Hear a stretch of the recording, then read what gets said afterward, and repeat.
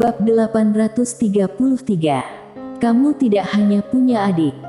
Sekte Pedang. Pada saat ini, Mileye hanya memiliki satu pikiran yang tersisa di benaknya. Balas dendam. Meskipun dia telah kehilangan akal sehatnya, ide balas dendam selalu ada di benaknya. Sekarang dia tidak punya hal lain untuk dipikirkan kecuali balas dendam. Ketika adiknya meninggal, dia sudah tidak memikirkan apapun. Tidak ada yang layak untuk dipikirkan. Dia sudah tidak ingin tetap hidup. Tentu saja, ada satu hal lagi yang harus dilakukannya sebelum mati. Pembalasan dendam. Pada saat ini, seorang wanita tiba-tiba muncul di depan Mileye, dan orang yang datang adalah Nadia Jiang. Nadia Jiang menatap Mileye dengan tatapan memohon, "Jangan pergi." Mileye berhenti sejenak, dan saat berikutnya, dia telah berubah menjadi cahaya pedang berwarna merah darah dan menghilang di ujung langit. Melihat ini, mata Nadia Jiang perlahan tertutup. Dia tahu bahwa setelah Mileye pergi, pria itu tidak pernah berpikir untuk kembali. Ketika Lin Siye meninggal, dia sudah tidak punya rencana untuk hidup. Setelah beberapa saat, dua tetes air mata tiba-tiba meluap dari sudut mata Nadia Jiang. Suaranya bergetar, "Kamu tidak hanya punya adik." Setelah Mileye pergi, tempat itu sunyi senyap. Semua orang bisa melihat bahwa pemuda itu sudah tidak berniat untuk kembali. Mileye. Bagi dunia Akbar Suan Huang, nama ini mungkin hanya akan menjadi legenda di masa depan. Pada saat ini, Ladiaan yang berada tidak jauh tiba-tiba berubah menjadi cahaya putih dan naik ke langit untuk mengejarnya. Di belakang Ladiaan adalah Wina Lian dan Serjan Mo. Di udara, Tina Kiao terdiam sejenak, lalu langsung menghadang Ladiaan bertiga. Ladiaan menatap Tina Kiao. "Minggir." Tina Kiao menggelengkan kepalanya. "Kalian ingin pergi membantunya atau mau ikut mati? Kalau kalian ingin mati, aku tidak akan pernah menghentikan kalian. Tapi kalau kalian ingin membantu, maka sebaiknya kalian tidak pergi." Selain itu, Wina Lian bertanya, "Kenapa?" Tina Kiao berkata pelan, "Apakah kamu tidak melihat kekuatannya?" Setelah dia mengerahkan garis darahnya, dia langsung menebas tubuh fisik orang tua itu. Kekuatan orang tua itu pasti jenis yang di puncak alam semesta 4 dimensi ini. Itu artinya, kalau dia berusaha membalas dendam, belum tentu tidak ada peluang untuk menang. Ketiganya terdiam. Tina Kiao berkata lagi, "Dan, jangan lupa, ada orang lain di belakangnya juga. Kalau kalian bertiga pergi seperti ini, mohon maaf. Perbedaan kekuatan kalian dengan dia dalam keadaan gilanya sekarang sangat jauh, bukan hanya tidak bisa menolong, tapi hanya akan menjadi beban." Pada saat ini, Sabta tiba-tiba berkata, "Lalu apa yang harus kami lakukan?" "Hanya menunggu saja." Tina Kiao berkata dengan berat, "Hanya bisa menunggu. Hanya ini yang bisa kita lakukan sekarang." Sambil berbicara, dia melirik mereka bertiga dengan ekspresi rumit, "Aku tahu perasaan kalian, tapi ini adalah pilihan terbaik kita saat ini. Kita hanya bisa memilih untuk percaya padanya." Ladiaan berkata pelan, "Bahkan kalau dia menang, dia tidak akan memilih untuk tetap hidup." Mendengar ini, semua orang di lokasi terdiam.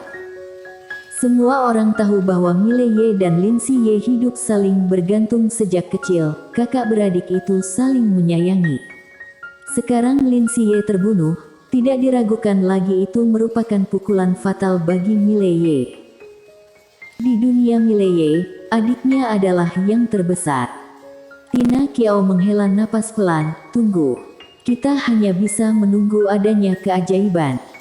Langit dua dunia. Masalah wilayah utara dengan cepat menyebar ke langit dua dunia. Alasan kenapa begitu cepat menyebar adalah karena orang-orang di langit dua dunia telah memperhatikan Mileye sepanjang waktu. Di suatu tempat di atas awan, pejabat senior Chen meletakkan gulungan buku di tangannya. Sebuah senyum muncul di sudut mulutnya. Bagus sekali Mileye. Dia benar-benar memotong tubuh fisik Madison Jian dengan satu pedang. Luar biasa. Sampai di sini, jejak ketakutan melintas di matanya. Dia sangat menyadari kekuatan Madison Jian yang jauh melampaui dirinya, dan Mileye bisa memotong tubuh fisik Madison Jian dengan satu pedang. Apa artinya ini? Artinya, meskipun tingkatan alam Mileye hanyalah alam keberuntungan ekstrim, kekuatan tempur ini telah mencapai puncak dimensi alam semesta 4. Sekarang, Mileye baru mencapai alam keberuntungan ekstrim. Akan seberapa menakutkan dia kalau sudah mencapai alam terobos takdir, atau alam mengejar Tao. Tidak terbayangkan. Siro Chen berkata dengan berat di depan pejabat senior Chen. Pejabat senior, Mileye jelas akan melawan sekte pedang sampai mati. Apakah kita akan mengambil tindakan? Pejabat senior Chen menggelengkan kepalanya. Apa yang akan kita lakukan? Bukankah lebih baik kalau sampai kedua belah pihak itu terluka? Siro Chen ingin bicara tapi diam lagi. Pejabat senior Chen melirik Siro Chen, kamu harus mengerti bahwa antara kita dan Mileye, itu hanya hubungan kepentingan. Dia bukan orang kita, dia juga tidak akan bisa menjadi orang kita, karena harta itu mungkin juga ada padanya. Dan sekarang, dia bertarung melawan sekte pedang. Siapapun yang menang, itu bagus untuk kita. Siro Chen sedikit mengangguk, aku mengerti. Pejabat senior Chen berkata pelan, kita lihat saja, kalau Mileye pergi ke sekte pedang untuk membalas dendam kali ini, apakah dia akan kalah atau langsung menumbangkan sekte pedang? Siro Chen menggelengkan kepalanya. Itu akan sulit. Langit dua dunia pun tidak mengetahui kekuatan dan warisan sekte pedang. Kekuatan sekte itu hanya bisa digambarkan sebagai tak terduga. Bagaimanapun, itu adalah sekte alam semesta 4 dimensi yang paling kuat. Akankah kultivator pedang hebat yang tersembunyi di balik sekte ini akan berkurang? Sedangkan Mileye, meskipun ada orang di belakangnya, bisakah orang-orang di belakangnya benar-benar menekan sekte pedang? Apa bisa? Mereka juga tidak tahu, karena Mileye ini juga tidak sederhana. Secara keseluruhan, ini adalah hal yang baik untuk langit dua dunia. Tidak peduli Mileye menang atau sekte pedang menang, langit dua dunia tidak akan rugi.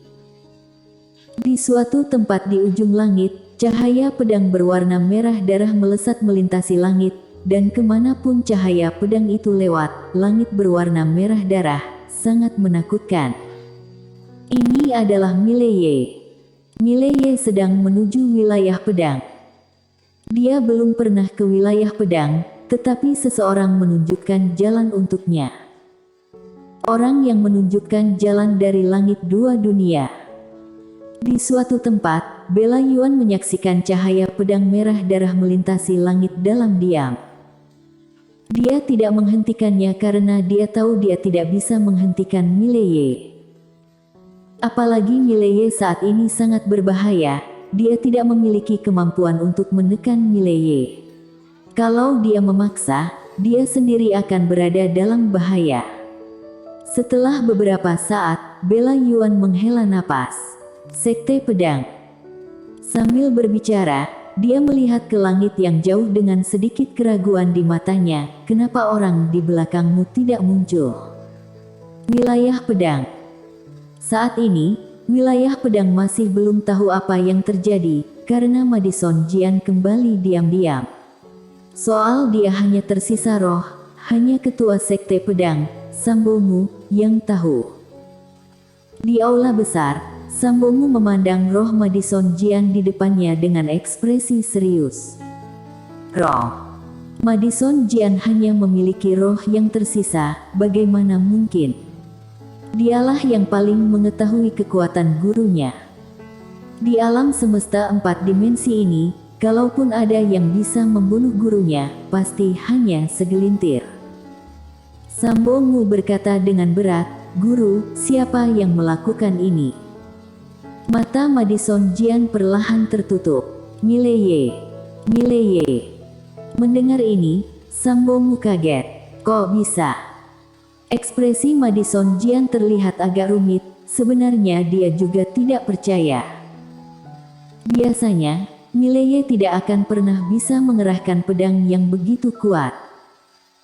Bahkan, kalau diingat-ingat sekarang, dia tahu kalau yang benar-benar membunuhnya adalah huruf tahanan merah darah yang berada di atas kepalanya dan kekuatan misterius lainnya. Kedua kekuatan misterius itu menahannya dan membuatnya tidak bisa bergerak sedikit pun sehingga dia harus menerima serangan Mileye. Tentu saja, pedang yang dikerahkan Mileye terlalu menakutkan. Dia bahkan tidak tahu apa teknik pedang apa yang bisa sekuat itu. Seolah teringat akan sesuatu, bola mata Madison Jian tiba-tiba menyusut. Garis darah. Dia hampir mengabaikan hal ini. Kengerian Mileye yang sebenarnya bukanlah kata tahanan berwarna merah darah itu, bukan pula kekuatan misterius, melainkan teknik pedangnya serta garis darahnya. Setelah Mileye mengerahkan garis darah, rasanya seperti orang yang berbeda. Kekuatan garis darah adalah alasan utamanya. Pada saat ini, Sambongmu berkata dengan berat, "Guru, benarkah Mileye yang melakukannya?" Madison Jian mengangguk, "Iya." Sambongmu sedikit mengernyit, "Tidak mungkin. Dengan kekuatannya, tidak mungkin bisa menyakiti guru." Madison Jian berkata dengan berat, "Memang dia pelakunya. Kita terlalu meremehkan kekuatan orang ini." Sampai di sini, jejak kerumitan melintas di matanya. Garis darah orang ini kuat sekali, dia pasti bukan orang biasa. Sambongmu berkata, "Dulu dikabarkan bahwa guru leluhur sekte pedang kita juga memiliki garis darah khusus, tapi sepertinya guru leluhur tidak pernah mengerahkannya." Madison Jian mengangguk, "Guru leluhur memang memiliki garis darah khusus, tapi sekte pedang tidak pernah mencatat garis darah apa itu." Sampai di sini, dia menatap Madison Jian. "Segera keluarkan perintah untuk memanggil semua murid sekte pedang untuk kembali." Sambongmu sedikit mengernyit dan hendak berbicara ketika seorang kultivator pedang tiba-tiba muncul di luar aula. Kultivator pedang itu memberi hormat sedikit, "Ketua, seorang kultivator pedang sedang menuju wilayah pedang kita." Mendengar ini, Sambongmu menyipitkan matanya sedikit. "Apakah itu Mileye?" Kultivator pedang mengangguk, "Betul. Mileye." Sambongmu memandang Madison Jian, yang memiliki ekspresi suram di wajahnya, "Dia punya nyali juga." Sambongmu berkata dengan berat, "Aku akan menemuinya." Madison Jian tiba-tiba menggelengkan kepalanya. "Ada seseorang di belakang orang ini, suruh orang-orang sekte pedang untuk berhati-hati. Aku ingin membentuk kembali tubuh fisikku, itu akan memakan waktu cukup lama, tahan saja dia sebisanya." Sambongmu memberi sedikit hormat, "Aku paham." Setelah berbicara, dia berbalik dan pergi. Di aula, setelah hening beberapa saat, wajah Madison Jian berangsur-angsur berubah muram, "Menghancurkan tubuh fisikku." Sambil berbicara, dia berbalik dan pergi. Membentuk kembali tubuh fisik.